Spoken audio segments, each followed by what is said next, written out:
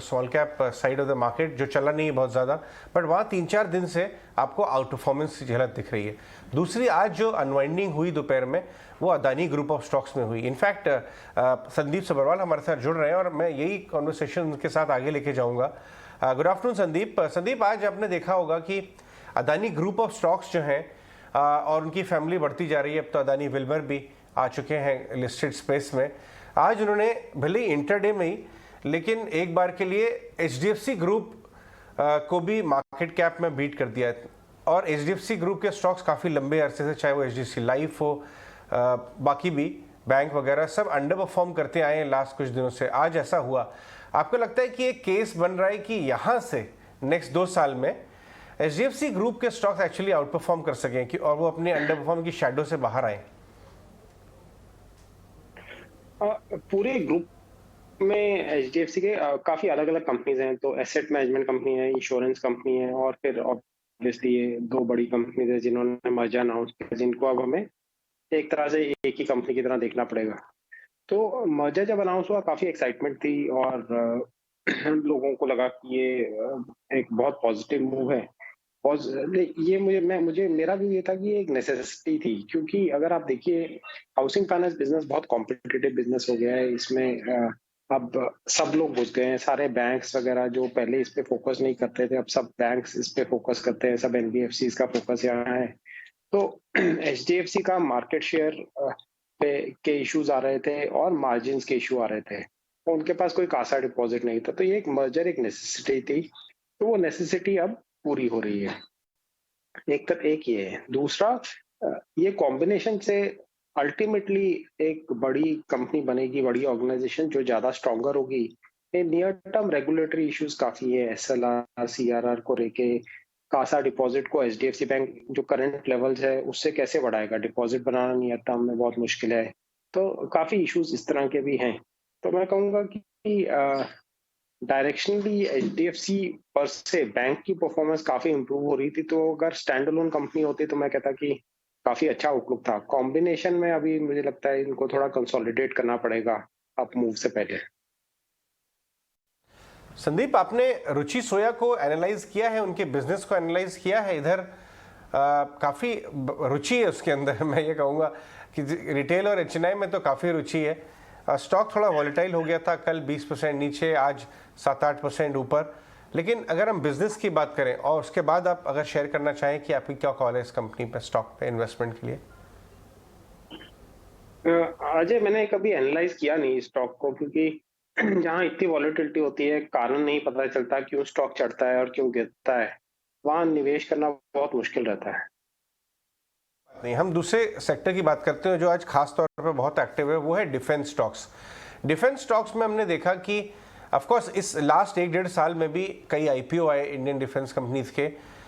हमने देखा कि लास्ट 6-7 साल में डिफेंस मिनिस्ट्री का डेटा बता रहा है कि एक्सपोर्ट्स जो है वो 6 टाइम्स ग्रो कर गए हैं। और भी कुछ नई लिस्ट आने वाली है आजकल में, डिफेंस मिनिस्ट्री के ट्वीट के अनुसार, जो नए कैटेगरीज ऑफ प्रोडक्ट्स को हम इंपोर्ट नहीं करेंगे, हम मैन्युफैक्चर करेंगे घरेलू मार्केट में। इस स्पेस में आपको कोई कंपनी अच्छी लगती है? या डिफेंस स्पेस में मुझे लगता है काफी एक्टिविटी रहेगी। तो इसमें कुछ कंपनीज हैं जो प्योर डिफेंस कंपनीज हैं, कुछ कंपनीज हैं जो डिफेंस के बिजनेस को काफी स्ट्रांगली और सीरियसली ले रहे हैं। तो जिन कंपनीज का आपने नाम लिया, एचएएल हो गया या भारत इलेक्ट्रॉनिक्स हो गया, इनको जरूर फायदा रहेगा। और ऐसे ही कुछ छोटी कंपनीज हैं प्राइवेट सेक्टर में, उनको फायदा रह सकता है। और कुछ बड़ी कंपनीज ऐसी हैं जिनका कोर बिजनेस कुछ और था, लेकिन वो डिफेंस में काफी स्ट्रांग हो सकते हैं। जैसे जिसमें एक नाम आता है, जैसे भारत फोर्ज जैसी कंपनी है, वो ये सब आर्टिलरी गन्स वगैरह में इन्होंने पहले भी ऑर्डर लिया था, आर्मर। और काफी ये ऑटोमोबाइल कंपनीज हैं, वो आर्मर्ड व्हीकल्स में जा सकती है। तो मुझे लगता है कि काफी बिजनेस फ्लो काफी वाइड वैरायटी ऑफ कंपनीज में रहेगा, तो ये काफी अच्छी अपॉर्चुनिटी रहेगी। Good afternoon Sandeep. एक भी आपसे ये भी समझना चाहेंगे कि अब क्योंकि कॉर्पोरेट रिजल्ट्स सबसे पहले शुरुआत आईटी स्पेस से ही होती है, और रिजल्ट से पहले आईटी स्पेस में जिस तरह से हम एक प्रेशर देख रहे हैं, नैस्डैक पे भी आप देखें, ग्लोबली भी आप टेक स्टॉक्स को थोड़ा सा वीक देख रहे हैं, तो क्या रीड करना चाहिए? हालांकि एंटिसिपेट तो ऐसा भी किया जा रहा है कि रिजल्ट्स अच्छे आएंगे, क्या कोई बड़ा फैक्टर है जो इस स्पेस को परेशान कर रहा है? देखिए, एक तो कोरिलेशन नैस्डैक के साथ है, क्योंकि नैस्डैक में एक फॉल हो रहा है, तो उस कारण से टेक्नोलॉजी स्टॉक्स में फॉल हो रहा है, क्योंकि ग्लोबल टेक्नोलॉजी फंड्स जो होते हैं वो इन सब स्टॉक्स को खरीदते हैं। तो जब वहां गिरावट आती है और करेक्शन होती है या रिडेम्पशन होते हैं, तो एक फोर्स सेलिंग भी आती है इन स्टॉक्स में, तो एक कारण ये हो जाता है। दूसरा, अगर एक दो दिन पहले कॉग्निसेंट के सीईओ ने इंटरव्यू दी थी, उसमें उन्होंने बताया कि एट्रिशन उनके यहाँ 33% हो गया है, उनको टैलेंट रिटेन करने के लिए ऑलमोस्ट $1 बिलियन एक्स्ट्रा खर्च करना पड़ रहा है। तो ऐसे सिनारियों में एक मार्जिन प्रेशर जरूर बन सकता है कंपनीज पे, क्योंकि सैलरी हाइक्स बहुत ज्यादा हो रही हैं और क्लाइंट्स को इतना पास ऑन करना मुश्किल है। दूसरा फैक्टर ये है कि सेल्स एंड मार्केटिंग एक्सपेंडिचर जो बिल्कुल कंट्रोल था लॉकडाउन्स में, क्योंकि कोई ट्रैवलिंग नहीं हो रही थी, वो सब भी खर्चे बढ़ने शुरू होंगे इन कंपनीज के लिए। और एक बार एम्प्लॉयज वापस काम पे आते हैं ऑफिस में, तो खर्चा ऑब्वियसली बढ़ता है। तो ये कुछ कंसर्न्स भी हैं टेक्नोलॉजी सेक्टर में। ग्रोथ आउटलुक ठीक है, लेकिन कुछ कंसर्न्स हैं मार्जिन को लेके। तो इसलिए मुझे लगता है थोड़ी अनसर्टेनिटी है। जो रिजल्ट्स है वो काफी इंपॉर्टेंट रहेंगे और कमेंट्री, और वो हमें अगले हफ्ते सुनने को मिलेगा। मुझे लगता है कि अगर कंपनीज कॉन्फिडेंट रहेंगी कि मार्जिन को वो लोग मेंटेन कर पाएंगे, तो वापस इस सेक्टर में रुचि आ सकती है, नहीं तो एक अच्छा खासा करेक्शन आ सकता है। रिजल्ट्स ऑफ कोर्स इंपॉर्टेंट रहेंगे, रिजल्ट्स और मैनेजमेंट की कमेंट्री तो जब रिजल्ट्स आएंगे तब पता लगेंगे, लेकिन रिजल्ट से ठीक पहले नतीजे कैसे रह सकते हैं, लगातार हम आपको प्रीव्यूज भी बताएंगे, और प्रीव्यूज जानने के लिए आपको सिर्फ हमारे साथ बने रहना है। Sandeep, good afternoon.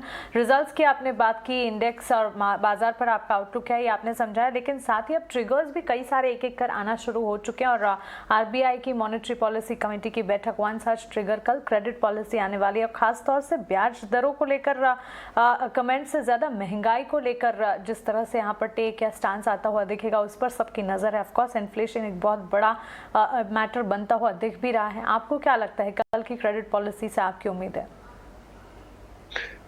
जी हाँ, हमने पिछले कुछ क्रेडिट पॉलिसी में देखा है कि आरबीआई गवर्नर ने इन्फ्लेशनरी प्रेशर्स को बिल्कुल एक साइड पे कर दिया है कि इंडिया में कोई इन्फ्लेशन नहीं है।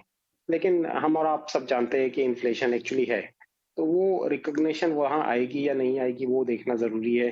और अगर आएगी तो फिर उसमें उनका स्टांस क्या रहता है, किस तरह से वो लिक्विडिटी कम करते हैं या इंटरेस्ट रेट पे एक्शन करेंगे इस पॉलिसी में। क्योंकि पिछले पॉलिसी में ये लोग इतने ज्यादा जैसे कहते हैं बिनाइन इनके कमेंट थे, और ये कह रहे थे कोई इन्फ्लेशन का इशू है ही नहीं, तो सडनली कुछ मूव करना मुश्किल है। तो मुझे नहीं लगता कि इस पॉलिसी में कुछ होगा। लेकिन जो अगली पॉलिसी है उसमें यूएस फेड की अगली मीटिंग हो गई होगी, उन्होंने कुछ एक्शन दिए होंगे, और उसके बाद मुझे लगता है कि एक टाइटनिंग साइकिल अब शुरू हो सकता है इंडिया में भी। वो माइल्ड होगा, थोड़ा होगा या ज्यादा होगा, वो डिपेंड करेगा कैसे इन्फ्लेशन बिहेव करेगा। आज के दिन पे इन्फ्लेशनरी प्रेशर बिल्डअप काफी है, तो वो ऑफिशियल डेटा में कब आएगा वो हमें देखना पड़ेगा। राइट। ऑटोमोबाइल स्टॉक्स पे आपका क्या व्यू बन रहा है संदीप? स्पेशली हीरो मोटो और बजाज ऑटो को अगर हम देखें, टू व्हीलर्स में हीरो मोटो में अभी ये जो IT searches related nervousness I थी, 2200 के नीचे भी चला गया था एक बार के लिए, बट वापस 2350 पे आ गया है। अगेन इनमें भी लास्ट 2-3 साल या शायद ज़्यादा ही काफ़ी अंडर परफॉर्मेंस रहा है। आपको लग रहा है एक केस बन रहा है वहाँ देखने का? टीवीएस मोटर्स भी फॉर एग्जाम्पल। अजीत जी, इसमें हुआ क्या था कि जब लॉकडाउन हुआ और उसके बाद रिवाइवल आया, तो ये सब टू व्हीलर स्टॉक्स ने बहुत अच्छा किया, क्योंकि एक पर्सनल मोबिलिटी की स्टोरी बनी, इनके डिमांड अच्छा रहा और ये सब कंपनीज ने अच्छा किया।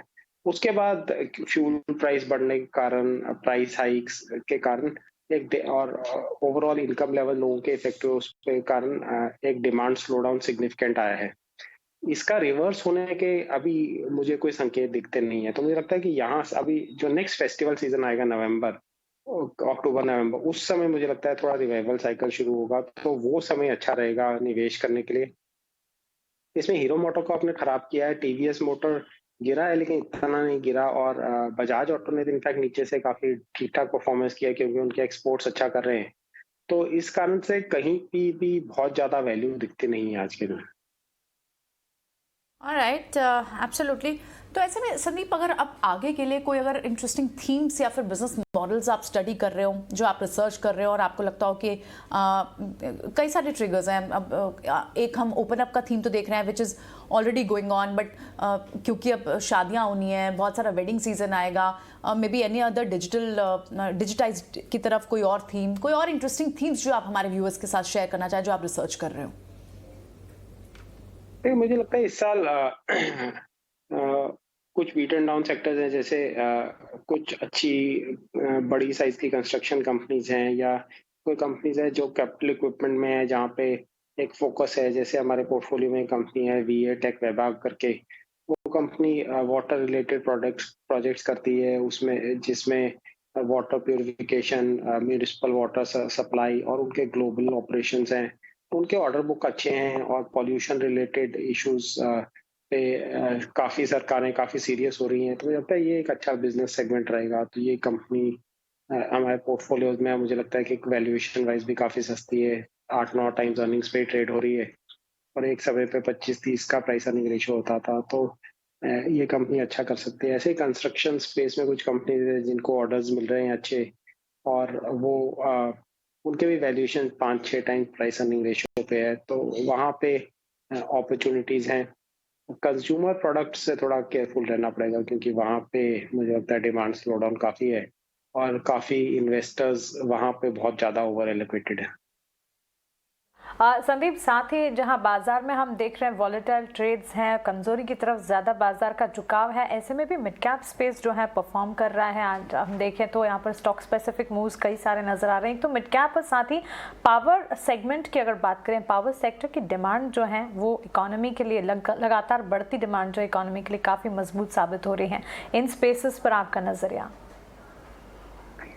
देखिए, पावर क्षेत्र काफी यूटिलिटी कंपनीज में मैं बहुत ज्यादा निवेश करता नहीं हूँ, क्योंकि उसमें क्या है कि एक रिटर्न्स थोड़े रेगुलेटेड रहते हैं, दूसरा गवर्नमेंट इंटरवेंशन आ जाता है बीच में जब प्राइसेस बहुत बढ़ते हैं, तो एक खराब समय में उनको लॉसेस होते हैं और अच्छे समय में बहुत एबनॉर्मल प्रॉफिट्स बनाने की उम्मीद कम रहती है।